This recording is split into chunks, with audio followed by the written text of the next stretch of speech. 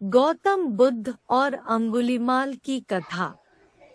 मगध देश के जंगलों में एक खूंखार डाकू का राज हुआ करता था। वह डाकू जितने भी लोगों की हत्या करता था, उनकी एक एक उंगली काटकर माला की तरह गले में पहन लेता। इसी वजह से डाकू को सभी अंगुलीमाल के नाम से जानते थे।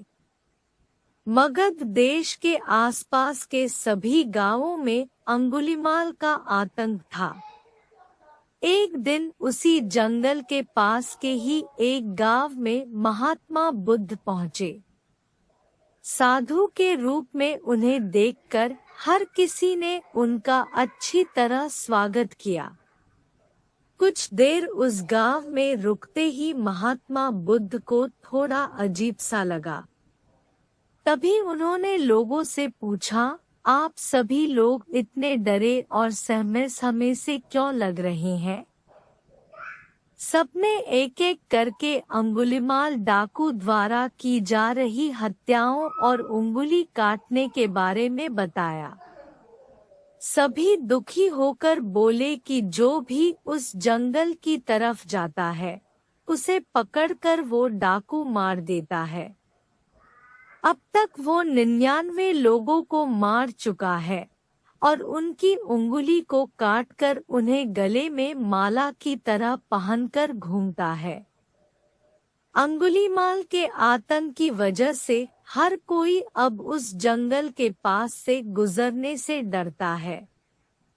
इन सभी बातों को सुनने के बाद भगवान बुद्ध ने उसी जंगल के पास जाने का फैसला ले लिया। जैसे ही भगवान बुद्ध जंगल की ओर जाने लगे, तो लोगों ने कहा कि वहां जाना खतरनाक हो सकता है। वो डाकू किसी को भी नहीं छोड़ता। आप बिना जंगल गए ही हमें किसी तरह से उस डाकू से छुटकारा दिला दीजिए। भगवान बुद्ध सारी बातें सुनने के बाद भी जंगल की ओर बढ़ते रहे। कुछ ही देर में बुद्ध भगवान जंगल पहुंच गए। जंगल में महात्मा के भेष में एक अकेले व्यक्ति को देखकर अंगुलीमाल को बड़ी हैरानी हुई। उसने सोचा कि इस जंगल में लोग आने से पहले कई बार सोचते हैं, आ भी जाते हैं तो अकेले नहीं आते और डरे हुए होते हैं। ये महात्मा तो बिना किसी डर के अकेले ही जंगल में घूम रहा है।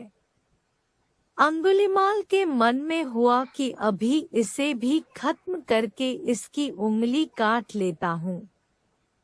तभी अंगुलीमाल ने कहा, अरे, आगे की ओर बढ़ते हुए कहाँ जा रहा है? ठहर भी जा। अब भगवान बुद्ध ने उसकी बातों को अनसुना कर दिया। फिर गुस्से में डाकू बोला, मैंने कहा रुक जाओ। तब भगवान ने उसे पलटकर देखा कि लंबा चौड़ा, बड़ी बड़ी आंखों वाला आदमी जिसके गले में उंगलियों की माला थी, वो उन्हें घूर रहा था। उसकी तरफ देखने के बाद बुद्ध दोबारा से चलने लगे।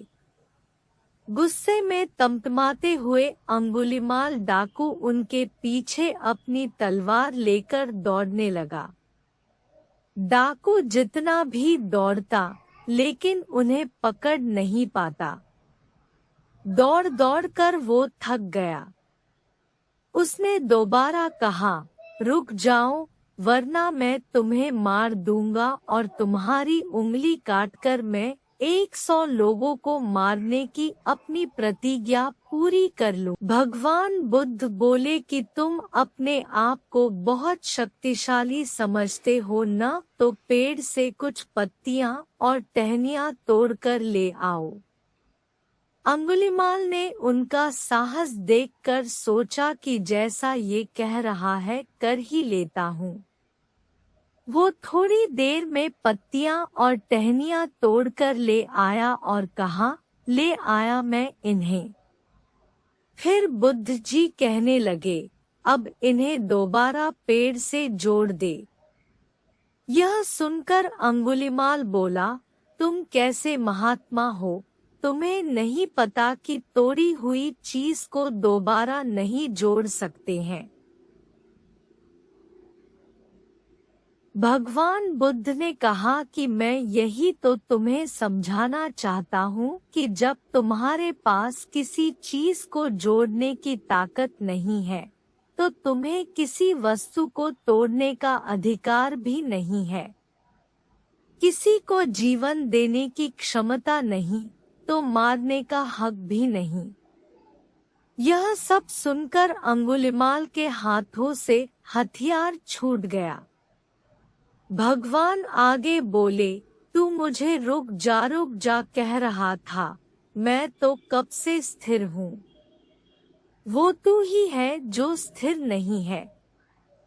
अंगुलिमाल बोला, मैं तो एक जगह पर खड़ा हूँ, तो कैसे अस्थिर हुआ और आप तब से चल रहे हैं। बुद्ध भगवान बोले, मैं लोगों को क्षमा करके स्थिर हूँ और तू हर किसी के पीछे उसकी हत्या करते हुए भागने की वजह से अस्थिर है। यह सब कुछ सुनकर अंगुलिमाल डाकू की आंखें खुल गई और उसने कहा, आज के बाद से मैं कोई अधर्म वाला कार्य नहीं करूँगा। रोते हुए अंगुलिमाल डाकू भगवान बुद्ध के चरणों पर गिर गया। उसी दिन अंगुलिमाल ने बुराई का रास्ता छोड़ा और वो बहुत बड़ा सन्यासी बन गया। कहानी से सीख। सही मार्गदर्शन मिलने पर व्यक्ति बुराई की राह को छोड़कर अच्छाई को चुन लेता है।